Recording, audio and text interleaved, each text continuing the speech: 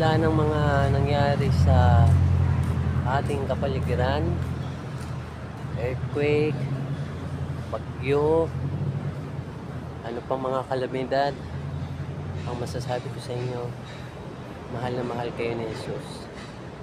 Ano man ang pinagdadaanan natin ngayon, mahal na mahal ka ni Jesus. Bakit ko nasabing mahal ka ni Jesus?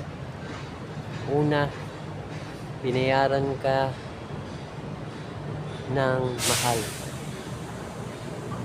Mahal ang pagkakabayad sa iyo, binili ka ni Jesus. At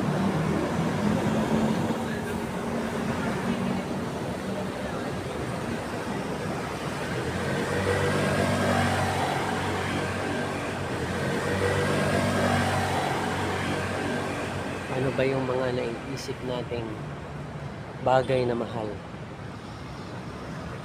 Rolls Royce, may payong, eroplano, barko. Ayan. Kung ikaw man ay may kaya, maaaring talent, oras, relationship, o maaaring kalusugan, mahal sa iyo yan.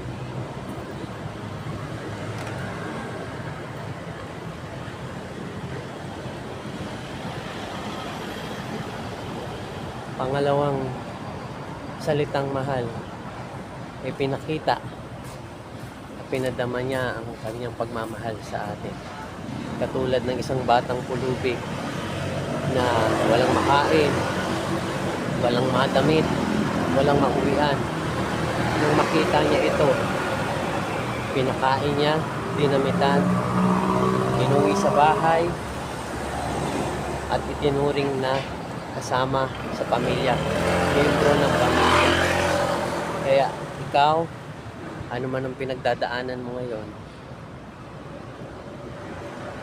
nahihirapan ka man o nakakaluwag, malungkot ka man o masaya,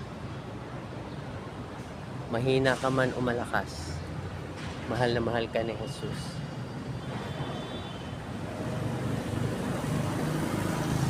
Hindi ka niya iiwanan, hindi ka niya pababayaan.